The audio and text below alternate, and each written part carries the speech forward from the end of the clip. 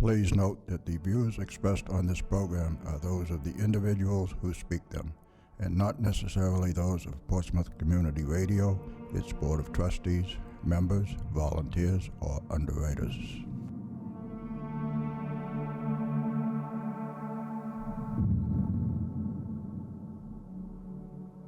Good evening and welcome to Spirit Radio.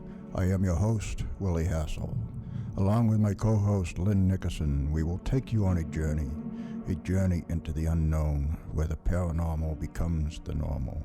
A journey to a world cloaked in darkness where reality becomes a thin veil.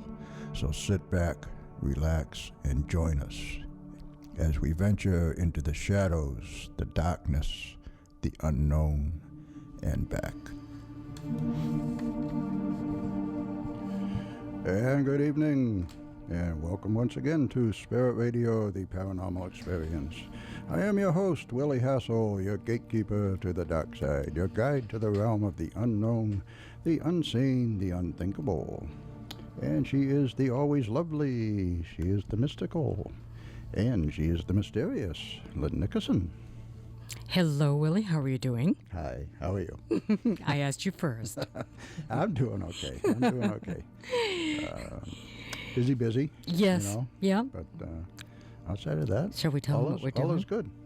We tell them what we're doing? We can give them a little hint that we're working on a documentary. Oh yes, we are. Yes, that's all we can say. Yeah. Just a little teaser. Yeah, okay. But it is paranormally oriented. Paranormally oriented. Yes. It is. And it's going to be good, and it's fun. It is. And, okay, but also, speaking of fun, tonight's guest. Yes, a barrel of fun. Is always fun. So tonight on Spirit Radio, the Paranormal Experience, it's a pleasure to welcome to the show America's own Van Helsing Ron Kolek. We have both known Ron for several years and are happy to call him our friend. Ron is a well-known and respected paranormal investigator and founder of the New England Ghost Project. And together with Maureen Wood, Ron is the co-author of several books, including Ghost Chronicles, A Medium and a Paranormal Scientist Investigates 17 Hauntings. And another book is A Ghost a Day. And Ron is also a host of 3 radio shows, including Ghost Chronicles and Ghost Chronicles International with co-host Steve Parsons. We know him. Yes, he is another friend of ours.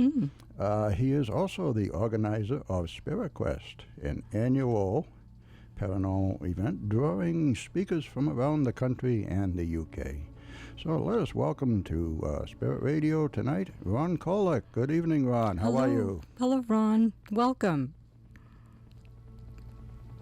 Where are you? Ron? Uh-oh. Hang on just a second. I think we're going to have to try Ron again. But anyways, as I said, Ron is the author of several books on the paranormal, and he has been working, he is the founder of the New England Ghost Project, and he's a good friend of ours.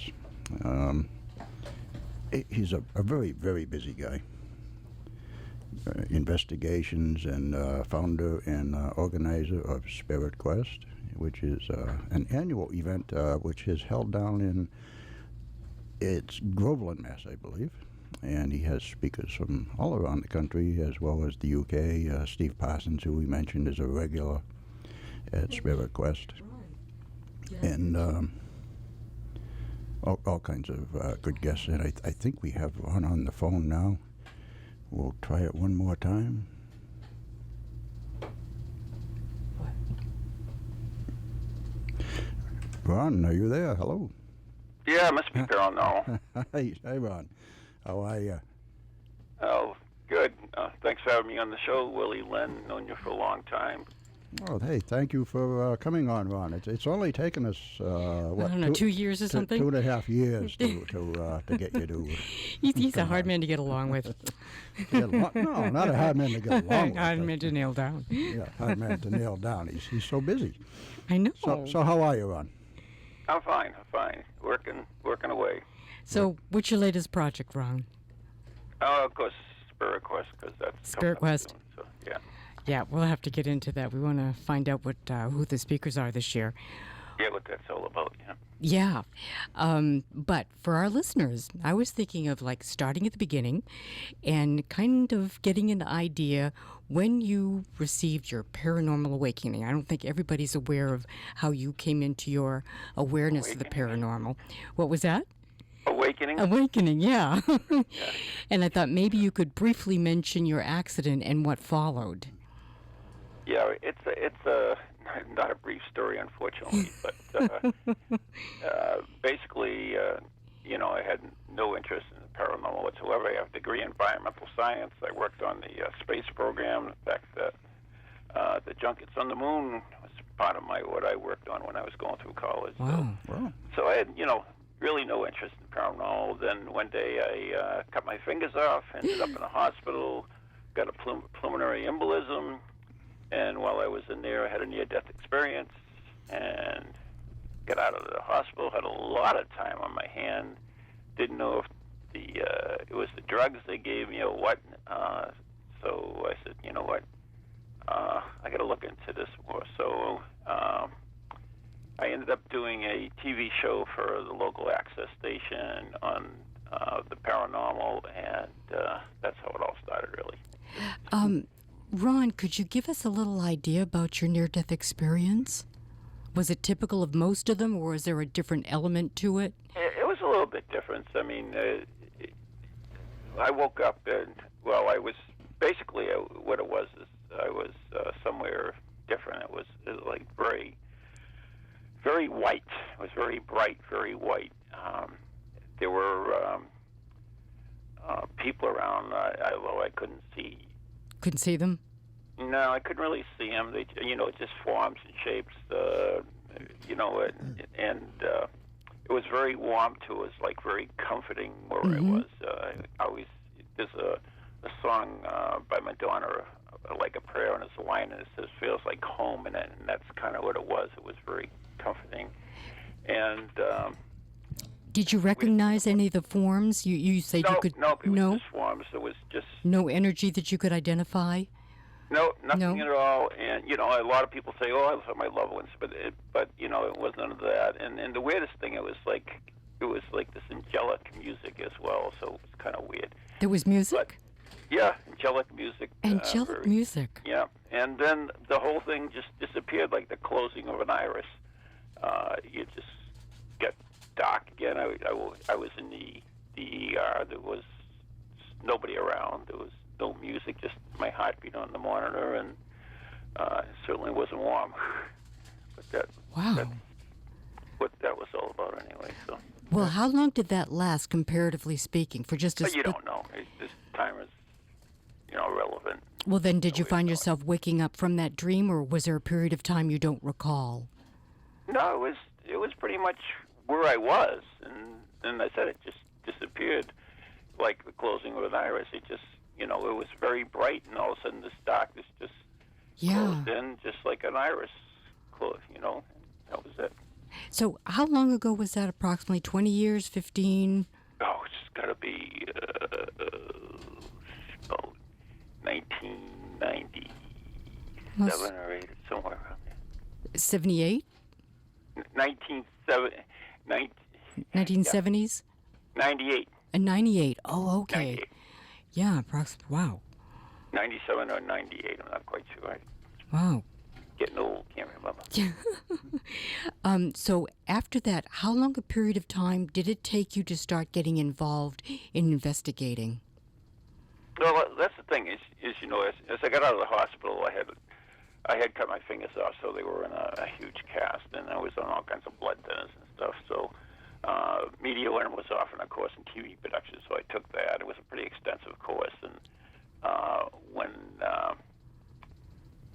I completed, I had to do a show on something, so I did it on Ghost because of the paranormal experience, and also because my manufacturing company was supposed to be haunted, even though I had never seen anything. Oh. So I did it on Ghost, and after the first show or investigation, whatever you want to call it, I realized there were a lot of things that I couldn't explain, and I just, kept doing it.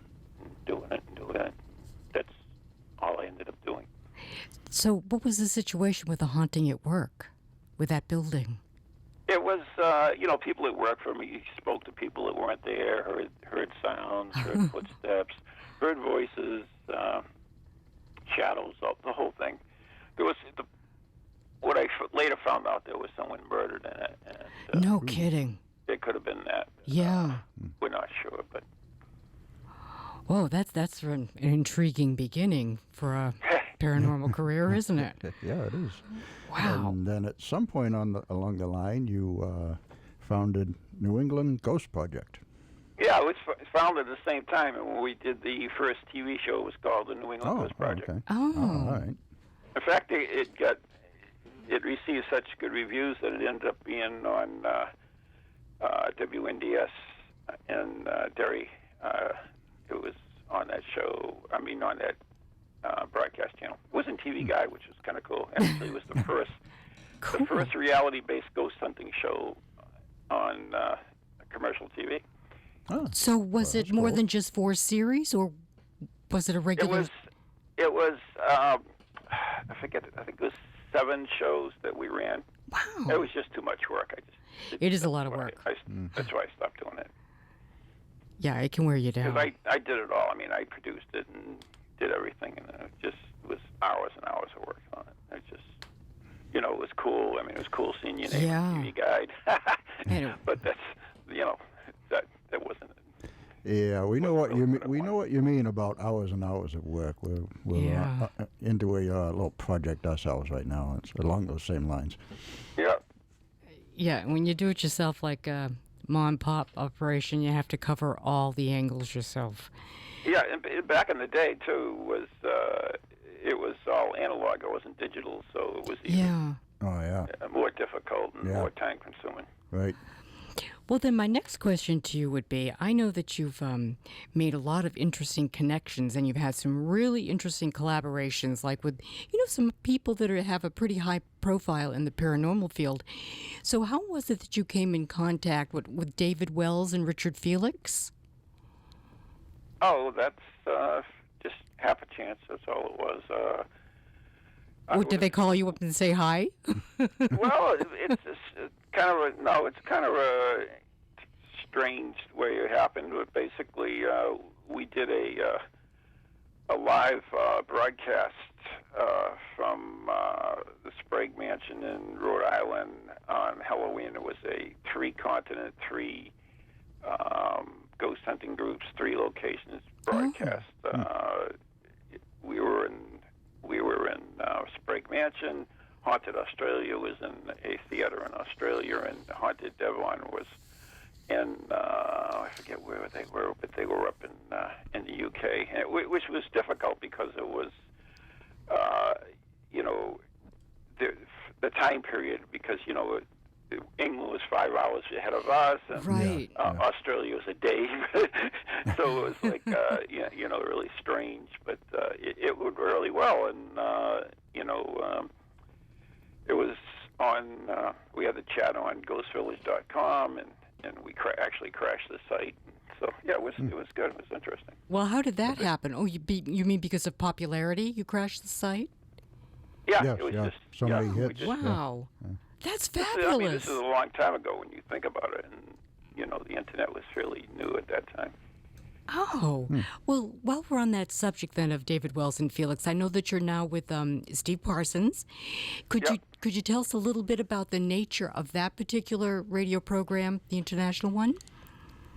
Yeah, it's basically Steve Parsons. Of course, you've had on the show a couple times. Yeah. And he's a respected paranormal investigator. Yeah, very much so. And him and I have collaborated on a few things and continued to do so, and we're actually doing research together. And so it's the show.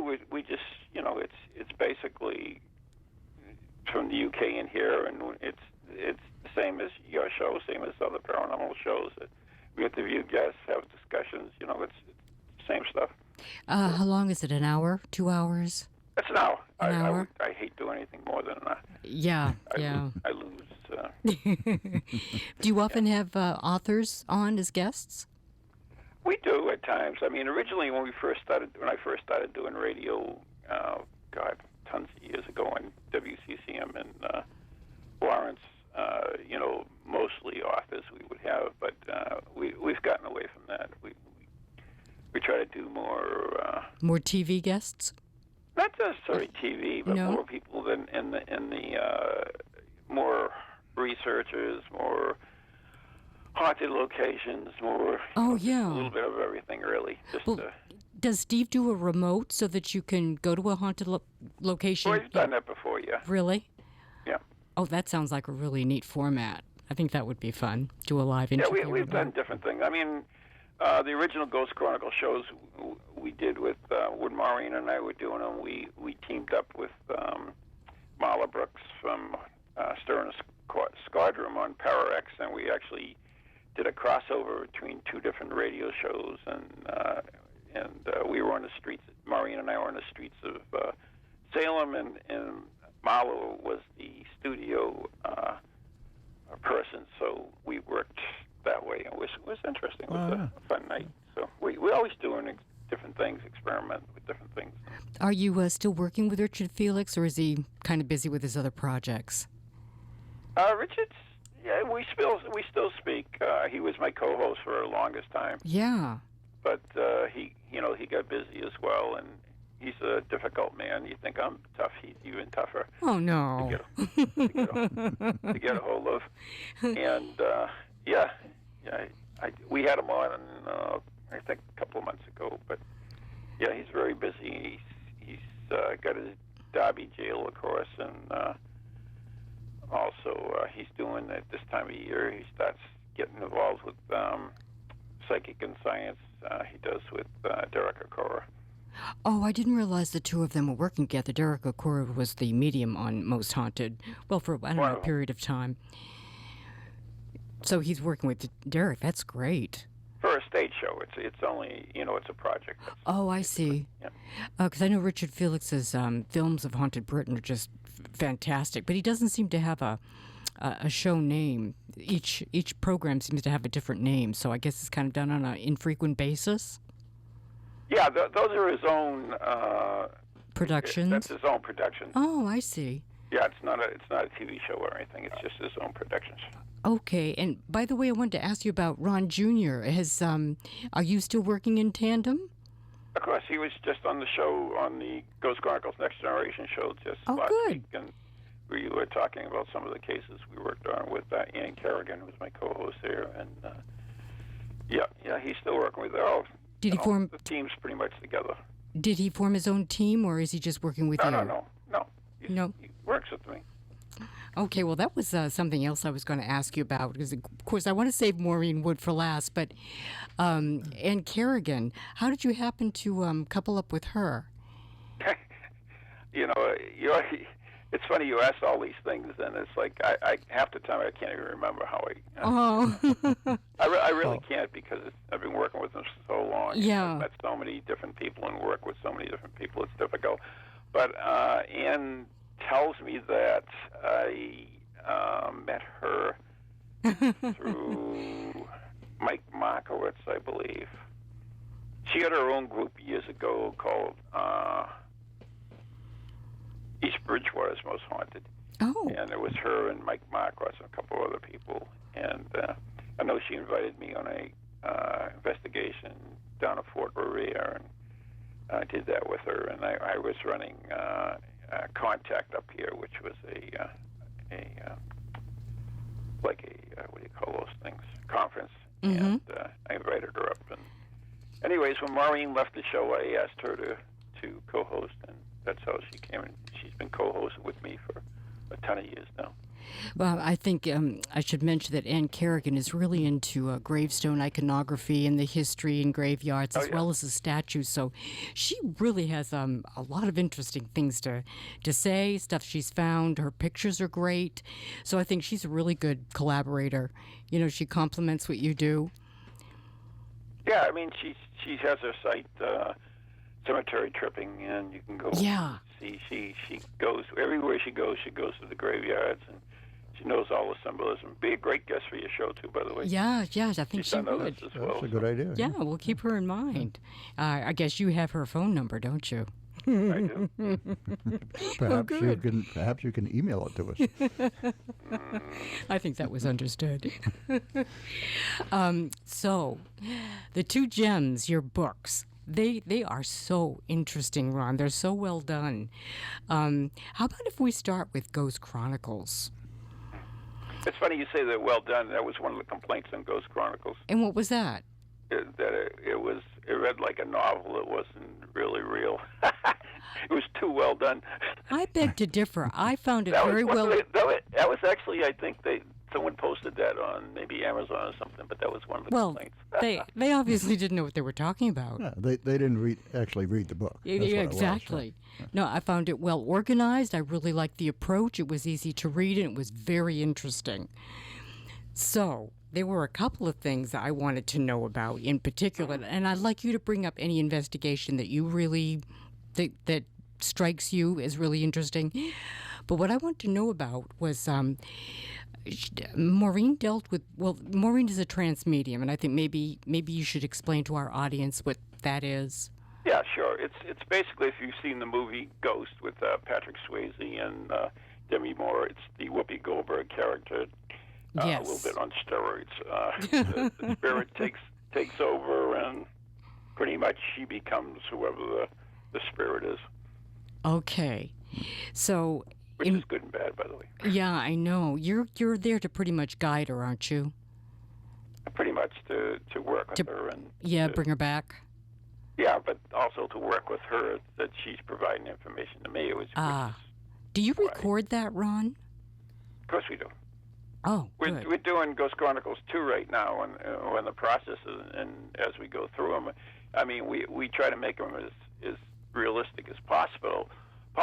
So we go and we listen to the audio, we listen to the video, and to refresh our memories, because I mean I've done tons and tons of investigations. You've done a lot of investigations after a while. So, and plus some of them are older ones, so you really, your memory is farther away from you. The event sometimes changes. So I suppose I'll be trying your memory tonight, but there'll be some more recent things I'm sure you will remember that we can talk about. No, that's all right. I'm pretty up on most of the stuff. So in both of these books, Ron and Maureen have gone on these different investigations, and Maureen generally channels people, is what she does, and she's also very psychic when she's got her presence of mind, and she's Maureen. So one of the investigations that really interested me was when you both were helping a descendant of an accused witch in Salem. Was it a witch from Salem? Okay, I'm not sure. You give me what the chapter was, and it'll refresh my memory if I know a little bit more about it. Because we've run into witches before and so forth. So, would you just like to talk about a witch story, a witch investigation? Pick a witch story, any witch story. You might be referring to the Philip Knight house. Yes, as a matter of fact, yes. Yeah, Philip Knight's house was actually, I think, one of my first investigations, even before I met Maureen.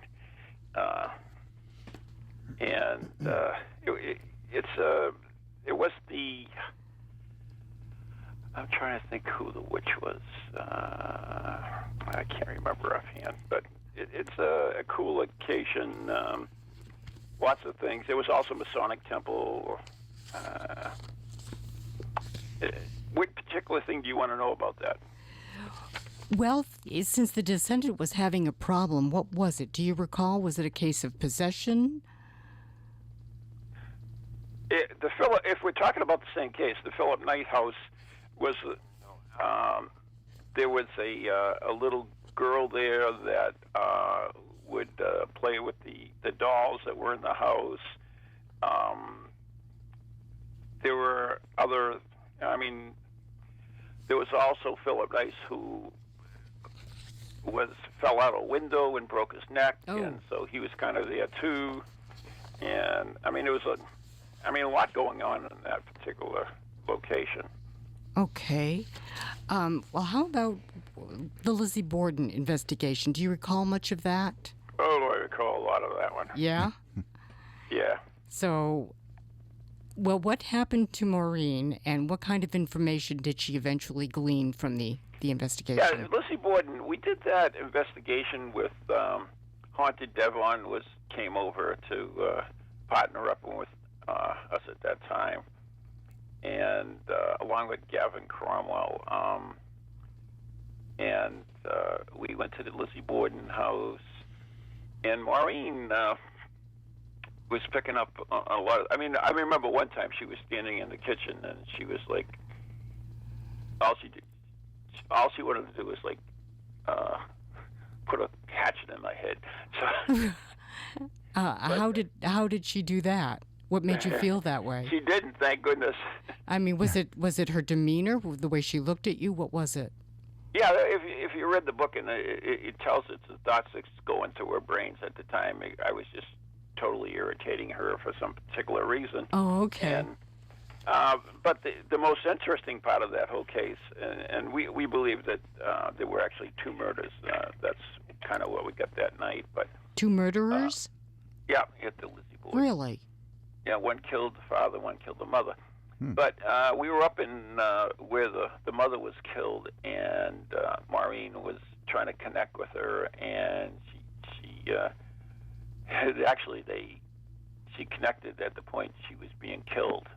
Oh. And so it was pretty dramatic. It was, the lights were all out and everything else, and she was thrashing about on the ground, and honest to God, you'd swear that she was being hit.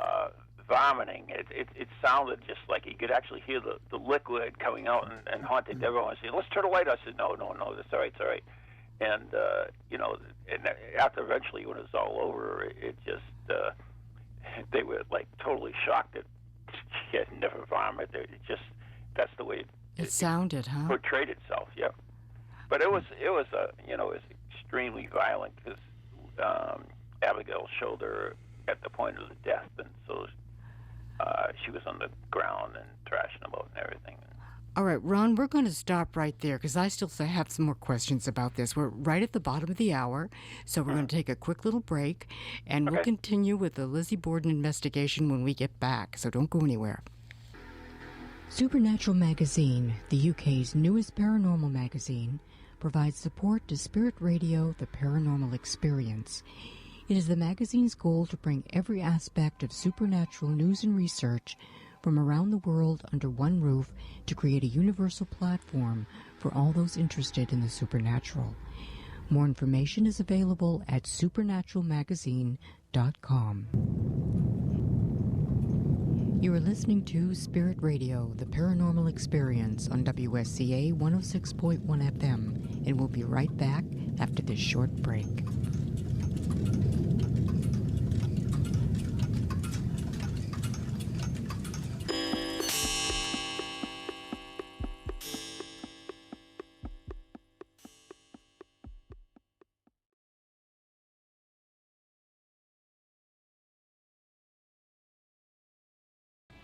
Okay, so tonight, let's right now go back to the phone for America's own Van Helsing, our good friend, Ron Kolek. Welcome back, Ron. Hi, Ron. Hi. It's only New England. Don't make me national now. Oh, okay. Okay. New England's own Van Helsing. Oh, okay. New England's own Van Helsing. You know where that comes from? No. No, that's a good question, though. If you know Van Helsing is, of course, from Bram Stoker's Dracula, Mm-hmm. and the character himself was a man of science, but he was versed in the arts and the crafts, and so that's what I have done is I have my degree in environmental science, and but I'm also the Reiki 2 practitioner, and Oh, you are. oh yeah, Man of many I've talents. learned, take courses in Taoism, and pretty much a lot of the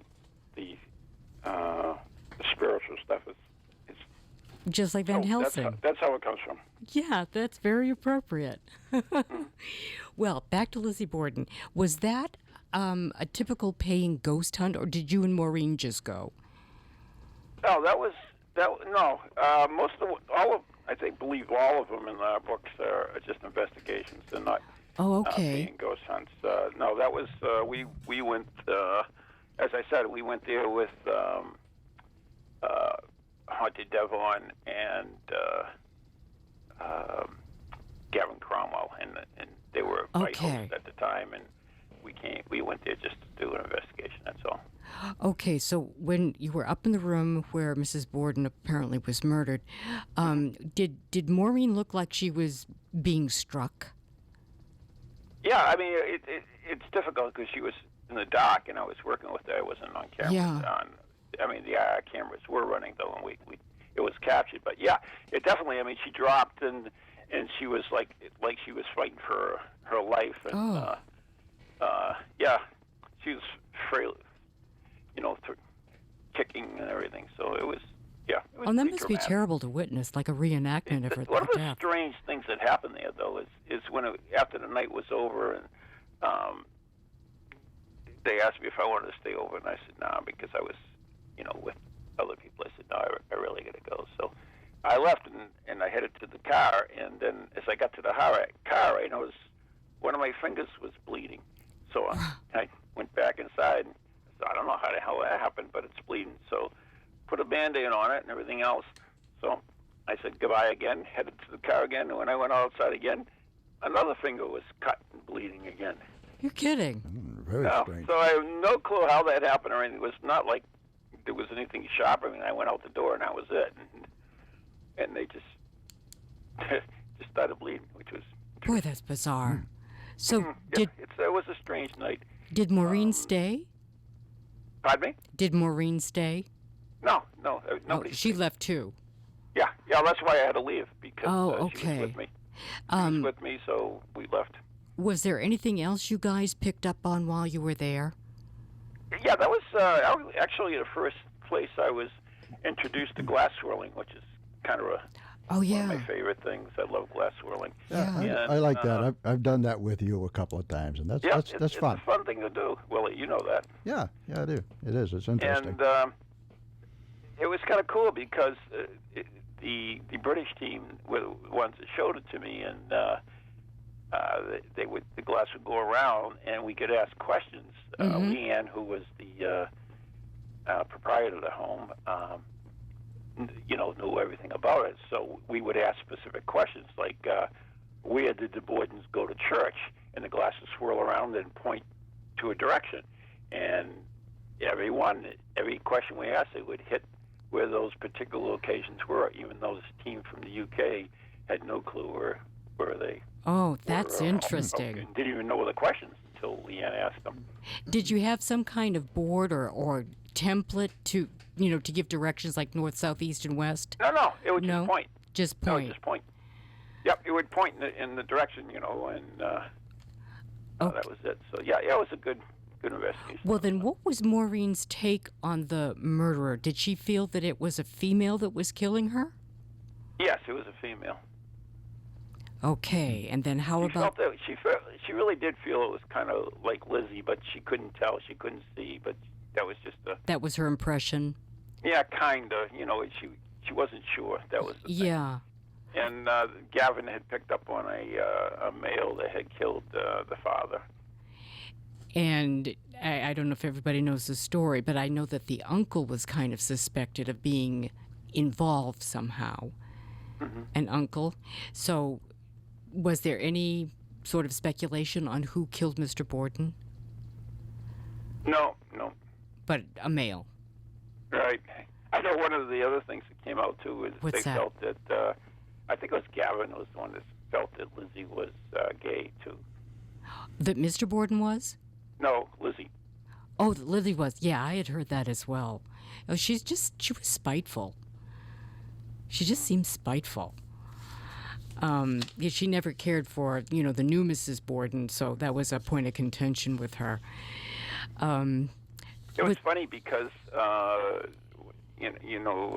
too long ago, I did a series of courses at Northern Essex on Paranormal CSI. Yes. And, one of my students ran into this person, and I got a call, and we went to Havel. This guy was renovating a house. As it turns out, it was the relatives of Bridget, the maid of the Lizzie Borden house, and they found all this paraphernalia in the wall, pieces of clothing, and, Really? Bibles and pictures and stuff. It was really interesting. Oh my. Well, that sure is. When you find artifacts like that, that's neat. Yeah. Okay. Was there anything else from Ghost Chronicles that sticks out in your mind? Oh yeah, there's a lot of excellent cases in there, but one of the funnest ones was the one we did with Jeff Blanchard. We went to a pole dancing studio to investigate, and Wendy Reardon was the pole dancer. She teaches pole dancing. She wrote a book. Oh, the pole dancer. Yeah. And also, she was on My Ghost Story and a bunch of the TV shows.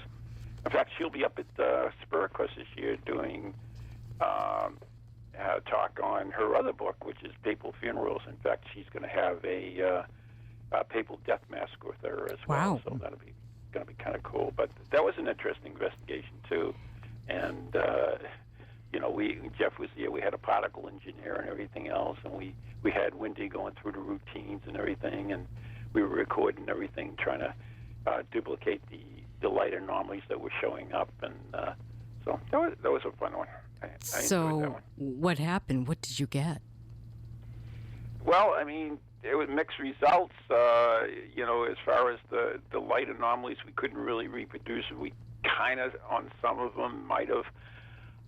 But I remember one particular thing was that I was spinning around the pole, and all of a sudden my EMF meter went off in my pocket. And Maureen started laughing, and she said that there was a black transvestite there who really liked me. So. Oh. Anyways. Did you feel special? Oh, that's funny. Anyway, so I used a lot of holy water in the car that night. Oh, I bet you did. What was the story with the pole dancer? Had she been murdered? No, it's not Wendy. There was somebody there that liked to watch her dance, basically. Oh, okay. It's been a while since I've read this. Not all murders, you know. Yeah, true. One other thing, real quickly, how about whatever it was that followed you home from America's Stonehenge? Oh, that was an interesting one too. We just shooting.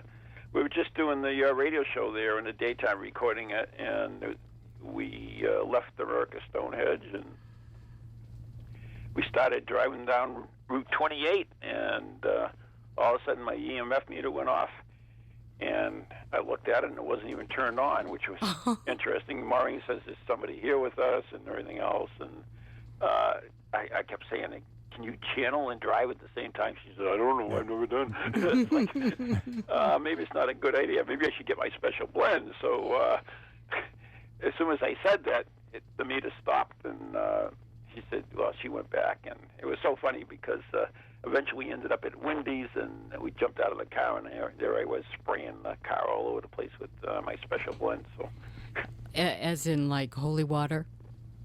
Yeah, it's a protective spray, which is holy water, liquid sage, and I always say Jack Daniels. And Jack Daniels? Jack Daniels. Very good. Yeah, we sell that.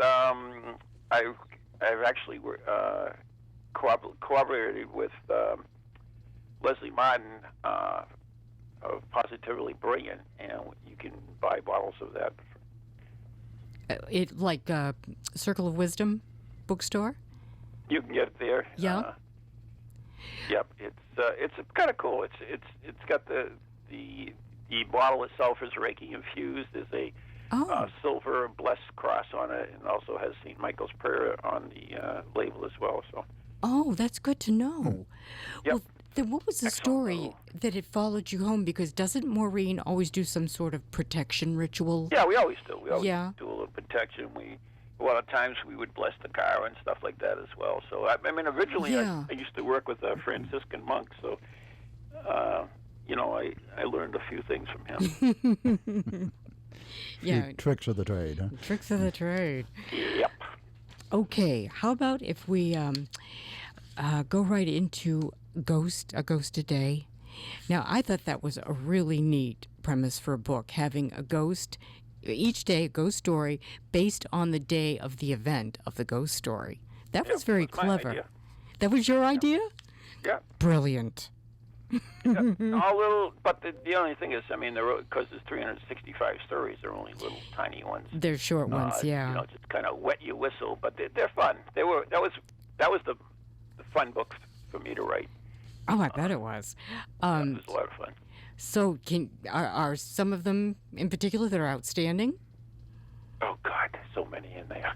Well, they're all outstanding, I think. Well, in your own mind, you know, for one reason or another, one might be more memorable than another.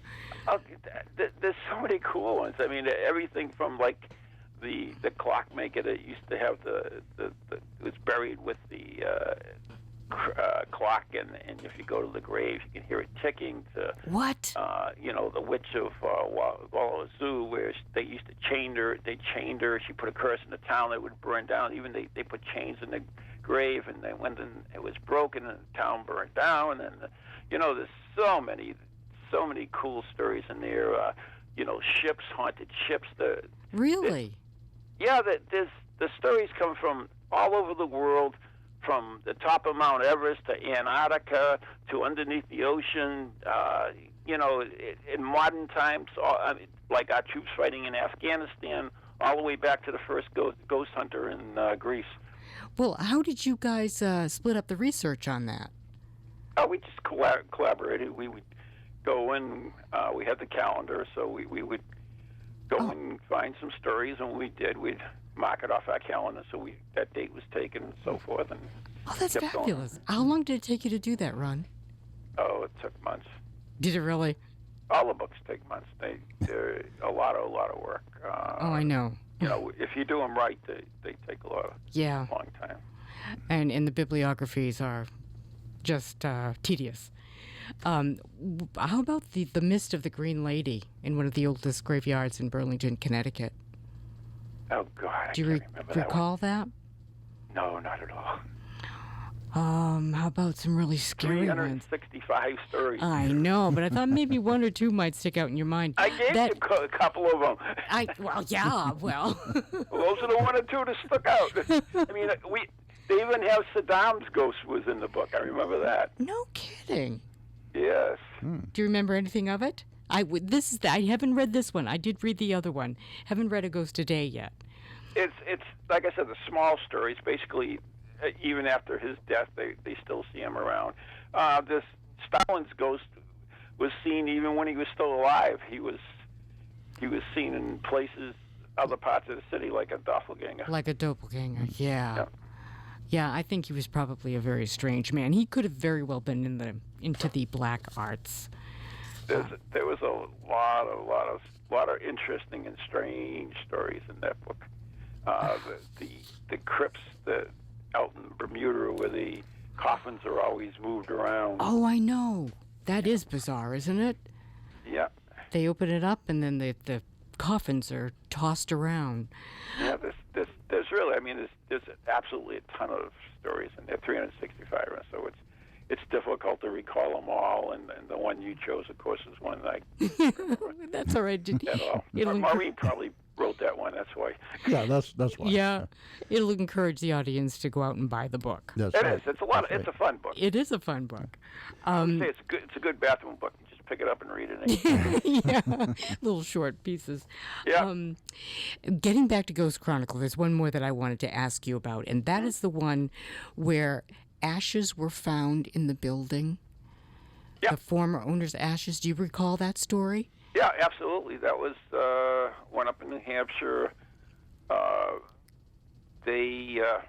She used to do like yoga and stuff, and when she did it, she would have some visitors that would appear to her, and they found the ashes of the owner in the closet, and they went out. I forget. I think it was in the anniversary of his death or something like that, and they spread them by a favorite tree in the backyard, and there was a lot of different things going on that one. And there were some spirits from the woods that came in as well, and yeah, that was a really interesting story. How did they identify the ashes as belonging to the owner? That I don't recall. I do not recall. I have the book here, so maybe if I take a quick peek at it, I may be able to.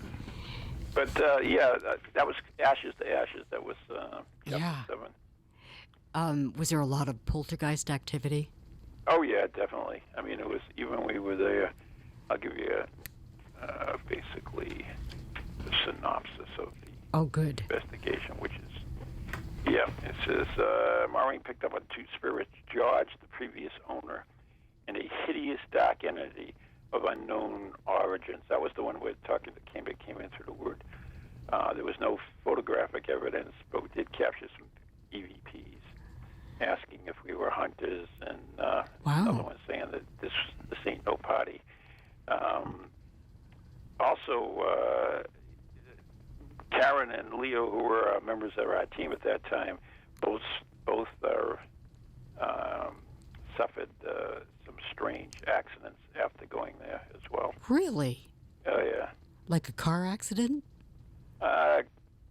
Karen, I know that she got hurt in her driveway, broke her arm or something, and Leo had some other problem that happened to him as well. That's Leo Moffat, is that his name? Leo Moffat, Yep. Yeah. That's bizarre. Yeah, Kevin's been on the show with us a couple of times with the EVPs. Oh, is that the same person? Oh, okay. Yeah, I knew of Leo. Yep, EVP. She was my first EVP. Jim Stoney, of course, is the one we have now. Right. Yep. So what was the relationship between the accidents and the investigation? So it was a really negative entity, do you think? Yeah, well, Maureen, you asked earlier about protection, and Maureen and I always do that, and Karen and Leo were always kind of lapsed about it, so take it for whatever it's worth. He laughed about it? No, lapsed. Lax. Oh, lax about it. Oh, okay. Yeah, well, that would probably get the same result anyway. Yeah. Boy, that's really creepy. Do you plan to collaborate with Maureen on another book? Is there going to be a Ghost Chronicles 2? Yeah, Ghost Chronicles 2 we're writing right now. You're writing it right now? Yeah, we're actually... Fabulous. Yeah, we're almost finished with the proposal, and so, yeah. Great. We can do that next year, possibly. Congratulations. That's fabulous. Very good. And how about with Ann Kerrigan? Are you doing anything with Ann? Writing-wise? Book-wise, yeah. No, because she just doesn't have any time. Oh, okay. Yeah. That would be an interesting read, too. All of her iconography. But speaking of time, Yeah, we got I probably know. about 5 minutes left, Ron, and we do want to get into Spirit Quest. Yep, Spirit Quest is... Tell us all about that. Yeah, we've been doing this for several years now. It's held at in Groveland at the VZ Estate. This year, the theme is Angels and Demons. We have Keith Johnson's going to be there doing demonology. I will be doing one on the Shroud of Turin. I actually have a copy of the Shroud of Turin, 7 foot, half the shroud itself, and it's called what's it called? Mystery or Miracle, and we're going to look into that. We also have Steve is doing Battlefield Angels. Him and I are doing one on exorcisms. And that's Steve Parsons, right? Yep, Steve Parsons. Terrific. And we have another woman who's a psychic artist and will be doing some work on angel stuff. I think Maureen's doing something on signs from the other side. We're Friday night's dinner. We're actually going to have a conclave. Friday night dinner, we always have dress up, so which is going to be kind of cool. We're going to have a conclave. That's what that is how they elect the Pope. So we're going to do the same exact ceremony that they elect the Pope. We're going to use that to select the best costume on Friday night. What kind of costumes, Ron? Like anything from the theme of the weekend, which is Angels and Demons. So it can be something from Dan Brown's books, or it can be something to do with Angels or Demons, or whatever. We just throw it out there. We've had those have been a big hit now on Friday night dinner with our costume things. And it was witches last year, and we had steampunk the year before, I think. So I mean, it's been growing, and it's. So everybody's going to look like a priest or a monk or a pope? We'll see. Or a demon or an angel. You know, We will see. That sounds like fun. Could be anything from the Dan Brown's books to anything to do with angels, demons, of the church. So we're going to redo the chapel up there because it's up high up on Nuns Hill. Oh, we're also having the whole weekend. We're going to have a basically a search. You become a symbologist, and you go out and you get clues. You get your first clue Friday night, and you follow the clues to find the lost relic. And it's going to be all done with symbolism and stuff. So it's just like in Dan Brown's books as well. And then Saturday night is going to be a Da Vinci Code ghost hunt, which will also be following clues as well. And where's the ghost hunt, Ron? It'll be there. Everything's there. It's all inclusive weekend. That's the whole thing is that weekend. Okay. And it's all there, so you don't have to go anywhere else. And we're going to have the God Chamber there, which is something that is supposed to induce spiritual experiences. So we'll see what that happens. And we've got a lot of neat stuff. Wendy is going to be there. She's going to talk about papal funerals, and she also is going to be bringing the papal death mask as well. So a lot of cool stuff. Yeah. So that other thing you were talking about, is that like a psychomantium? Yeah, it's sort of like the dead chamber that we had before, only it's kind of like on steroids a little bit. Oh, okay, okay. There is a thing called the God helmet where they found that it can induce in certain experiences, so this is kind of on that same line. Okay, and that's Friday, Saturday, and Sunday? Is it Sunday morning? Yep, 23rd, 24th, and 25th. Yep, you can come for the weekend, you can come September. for the day, come for the night. Wow. That's September, correct? Yep, September. Yep. And you can you can check out my website anyways, NEGhostProject.com. Which is, do you want to give us your website, Ron?